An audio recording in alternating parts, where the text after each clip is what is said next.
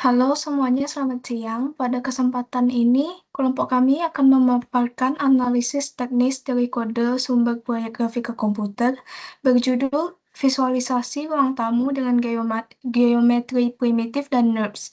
Pembahasan akan mencakup struktur data, mekanisme pewarnaan, serta algoritma yang digunakan untuk membentuk objek tiga dimensi. Sebelumnya, izinkan kami memperkenalkan anggota kelompok kami. Yang pertama ada saya, Selina Alvelia. Kemudian ada Sinclair Collins, ada Christopher Nicholas, dan ada satu teman kami yang absen, yaitu Ivona Atta.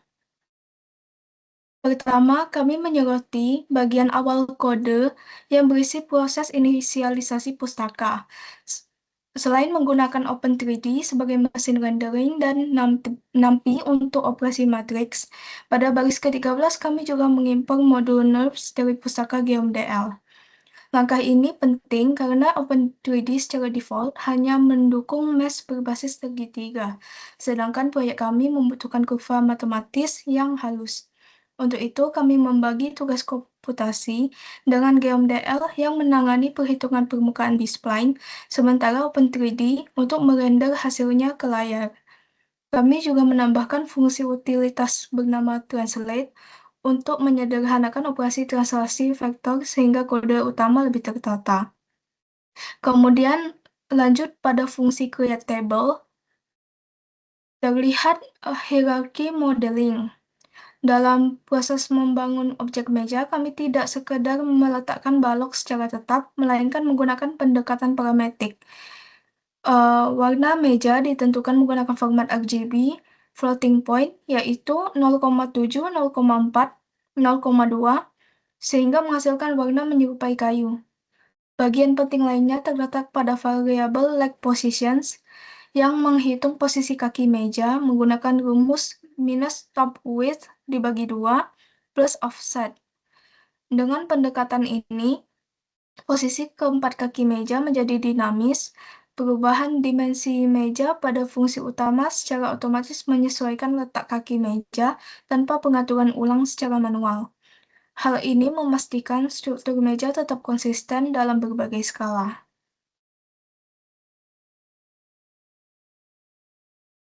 Terus kita lanjutkan ke bagian objek yang ada di atas meja. Nah, di sini terdapat 10 objek geometrik yang dibangun melalui dua pendekatan, yaitu metode manual dan uh, trik manipulasi primitif standar. Jadi di sini kita ada beberapa fungsi seperti create pyramid dan create text. Nah, kami memanfaatkan efisiensi komputasi dengan memanggil fungsi create ini, namun menurunkan hasil resolusinya menjadi 6. Kemudian hal ini membuat silinder divisualisasikan sebagai bangun ruang berbentuk segi 6 dengan sudut tegas dan berwarna biru dengan koordinat 0,2, 0,7, dan 1,0 untuk RGB-nya. Kemudian pendekatan kedua yang lebih kompleks adalah pembuatan vertex secara manual. Jadi di sini ada beberapa fungsi yang buat secara manual, seperti objek piramid dan bintang. Karena bentuk ini tidak tersedia pada library standar yang ada. Jadi kami mendefinisikan setiap titik sudut atau vertices melalui array NumPy. Contohnya pada fungsi create pyramid dan create star. Kami menentukan 5 titik koordinat, 4 titik sebagai alas, dan 1 titik puncak sebagai sumbu Z. Setelah kami menyusun array segitiga untuk menentukan hubungan antar titik tersebut sehingga membentuk permukaan segitiga.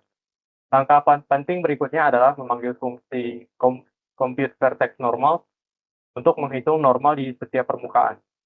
Normal ini sangat penting agar algoritma pencahayaan seperti foam shading dapat bekerja dengan akurat. Tanpa langkah ini, objek akan tampak datar dan kurang memiliki kedalaman visual.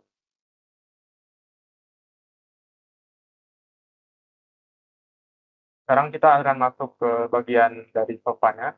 Jadi di sini kita menggunakan NURBS, dan oleh karena itu kita harus mengimport library-nya. Jadi ya, implementasi algoritma NURBS ini atau panjangannya yaitu Non-Uniform Rational Mixed Plan adalah untuk membangun sofa. Ini tujuannya agar bentuk dari sofa ini enggak kaku, cuman seperti persegi saja kalau misalnya kita pakai metode primitif. Prosesnya diawali dengan mendefinisikan control point, titik kontrol, dalam grid 4x4. Jadi kami melakukan penyesuaian pada titik-titik bagian tengah dengan menambahkan offset pada koordinat Z. Seperti pada titik kontrol I, D, 2, dan plus cushion offset. Nah, di sini bentuk bagian bantalan yang lebih halus dan nggak kaku seperti pada pengkodean primitif. Setelah semua titik kontrol ditentukan, tahap berikutnya adalah surface tessellation, yaitu karena komputer nggak bisa merender ini secara langsung, oleh karena itu kita langsung memecah menjadi berbagai segmen kecil dengan matematika. Jadi di sini kami menggunakan resolusi NU dan NV sebesar 40 sehingga permukaan sofa dibagi menjadi grid 40x40. Melalui nested loop, fungsi search evaluate single menghitung koordinat setiap titik pada permukaan secara presisi. Hasil perhitungan tersebut kemudian kami susun kembali menjadi mesh segitiga menggunakan index array. Dua segitiga digabung untuk membentuk satu petak permukaan sehingga menghasilkan visualisasi yang halus namun tetap efisien untuk dirender oleh komputer. Lanjut ke bagian terakhir. Selanjutnya pada bagian generasi prosedural, assembly, dan rendering.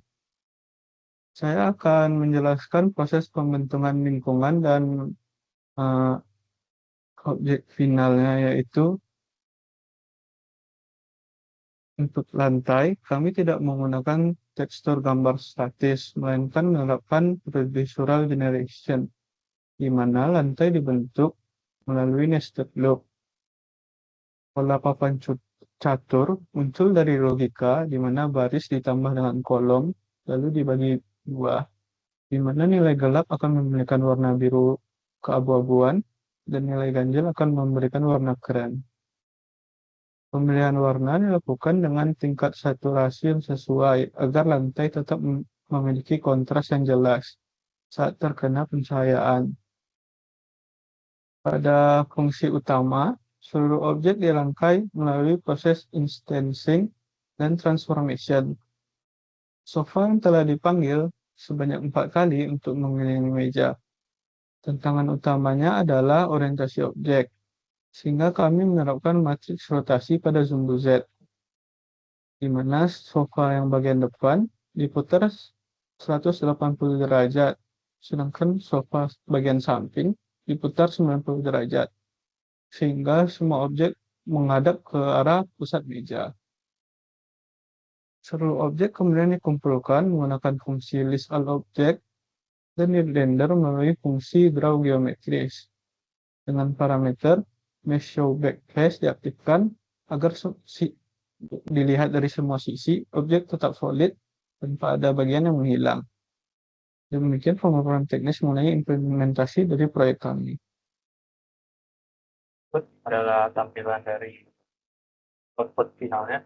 Ini merupakan tampilan default di mana kita akan disuguhkan objek yang tadi sudah kita kerjakan dari sudut pandang di atas. Kita bisa melakukan rotasi sesuai keinginan kita.